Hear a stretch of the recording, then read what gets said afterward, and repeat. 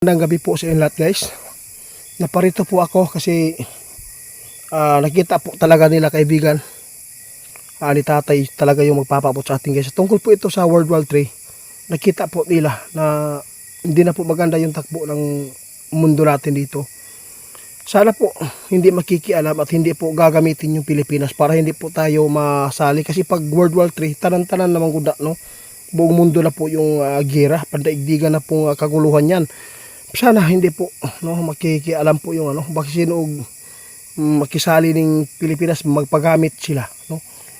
Ang tambag ni kaibigan karon mo ni ang seryoso di ayo nga tambag, guys, no.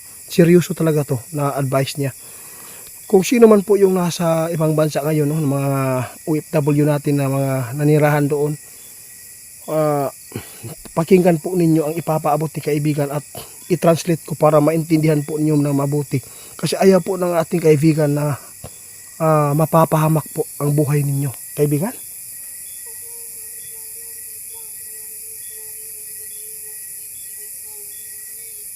Salamat, tay.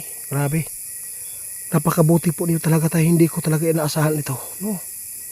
Ang sabi po ni tatay, nakita po ng hari nila at nakita din po nila ngayon na gusto po nilang ipaabot ng mga kaibigan po natin na sa social media at sana ma-share po ito, guys, dahil po ay hindi po ito laro-laro lang.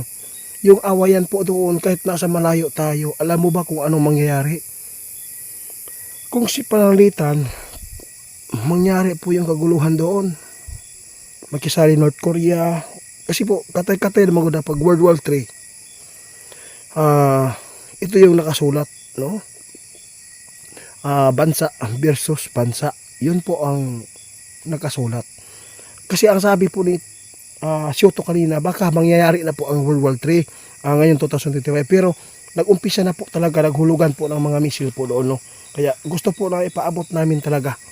Kasi parang boring man po sa paningin po ninyo ito, panoorin yung lagi po natin na pabalik-balik na pag kay kaibigan, pero sa amin bahala na kayo.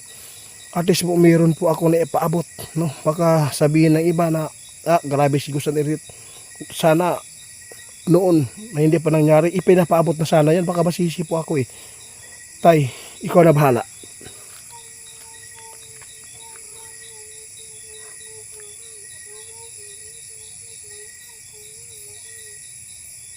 Ang sabi po ni tatay, kanang mga Pilipino na to diyan, ng mga nanarbaho diya, yung nagtatrabaho dyan,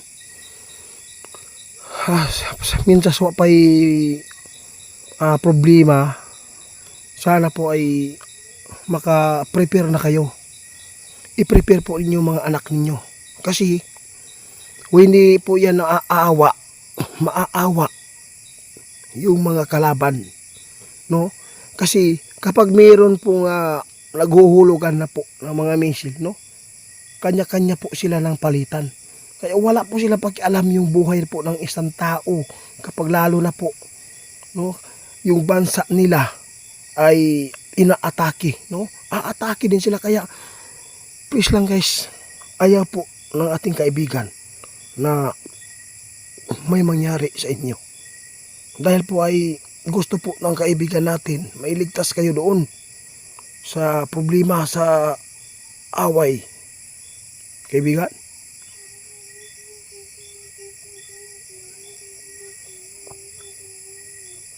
Maugid tayo, oo. Wala po daw kami magawa, guys, kung dyan po talaga yung pagmamahal po inyo, no, doon sa lugar na yan, kung doon kayo nabuhay. Sana magdasal na lang po kayo, ha. Kasi kung maitutuloy, no, kung matuloy gyud ning samok, daghan gyud kaayo na maapik tuhan ani. Masakit po talaga, guys, na mangyari po na yung Pilipino nasali sa problema doon.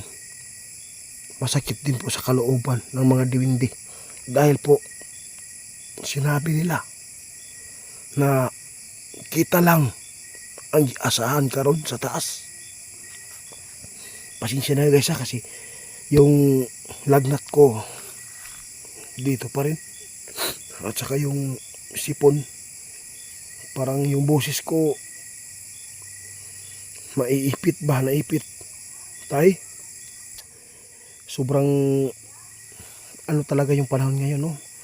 Ipaano ko lang, i-series ko na lang to guys ha, sa lahat po ng mga kaibigan po natin makapanood, no. Ito po yung panawagan ko, kung mag-ulan man, no, wag po kayong magpapaulan, no, kasi po delikado po ngayon po yung trangkaso, yung sakit na ano, kasi po lalo na po may mga bagyo na niabot kanang inalis nga wala guys, delikado na. Kaya kining mga sipon karon hindi dili gyud basta-basta matambalan guys, kung mga ordinaryong mga gamot lang. Kaibigan,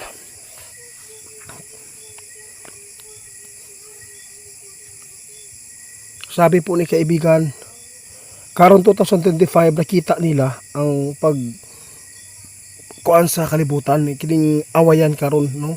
Ang problema lang po daw dito kung ma-appeal ni ato ang kuan ba Pilipinas sa gubot. Kung ma-appeal ta sa gubot diri, mauna na ang tuloy na guys ha. World War 3 na yan ha. Tandaan po ninyo.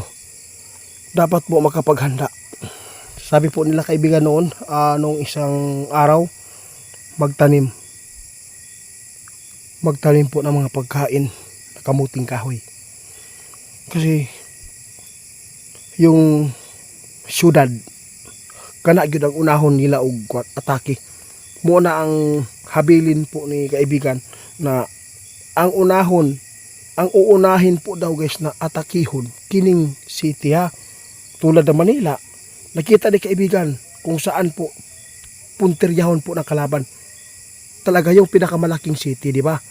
Doon sa Manila, no? Kaya gusto ni kaibigan na makapaghanda ang lahat.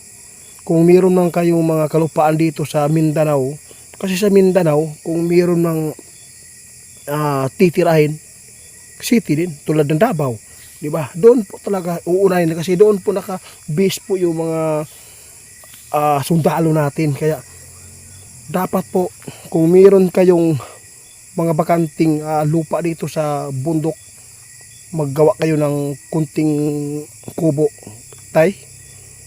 At saka pagtatanim, tay, oo, sinabi po nyo yan. At saka kung mayari man na mayroong mga missile na nagbibigay po ng toxic, kasi ang delikado katong isagod, o katong pwede niya pasabugon ba, no, pwede niya nawalaon ang city, no, tungod lang atong pabuto nila. Kaya sana matugunan natin, kasayang man ato ang kinabuhi, lalo na po yung mga anak natin dito.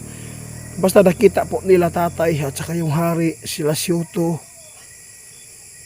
yung problema ngayon na mangyari sa 2025, sana hindi po, no, hindi mangyari. Kasi alam natin guys, kung ayaw po ng Panginoon, no, hindi po talaga yan maituloy, kasi walang makapangyarihan sa lahat kundi ang Panginoon lang, wala nang iba, no. Kahit yung demonyo, alam mo ba yung demonyo ngayon, nagsisikap yan na meron silang matuklaw na mga tao na umanib sa kanya, kasi alam na po nila na saan sila patutungo, no, susunugin. Gusto nila marami silang madala sa dagat-dagatang apoy ba, para dagan siya og mabira mo na. Ayaw gyud mo og buhat og di maayo karon, ayaw gyud mo buhat og dautan, no, mas maayo di man mo buhat mo og maayo.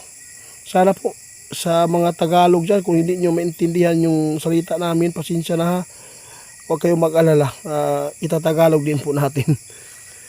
Tay, unsa naman yun ni ano talaga yung nakikita po ninyo talaga, mayroon na po ba talagang sure na po ba talaga sa 2025 yung mangyayaring World War 3? Kasi kuan man good, delikado ni kay ni, dili lang diri maapektuhan, tanan-tanan kita ni.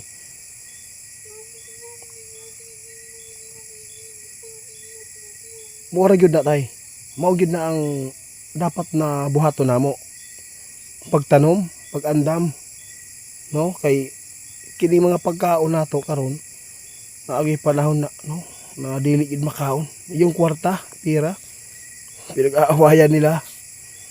Tapos hindi naman yan magagamit yan. Kung tuwing nasa kaguluhan na, World War III na, hindi mo yan madadala. Yun po. Ito lang po yung isabihin po namin.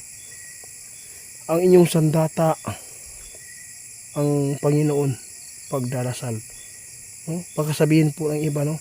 Dinadamay mo po yung Panginoon. Tapos, content mo lang yan. Hindi. Totoo po yung ipinapaabot po namin.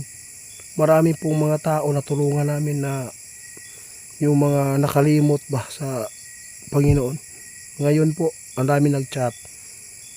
Lagi na po daw silang nagdadasal, nagsisimba. Kaya nagpapasalamat tayo guys na mayroon po tayong nahila, no, na mga tao patungo sa mabuting gawain dito sa mundo. Salamat tayo sa patuloy niyong pagmamahal.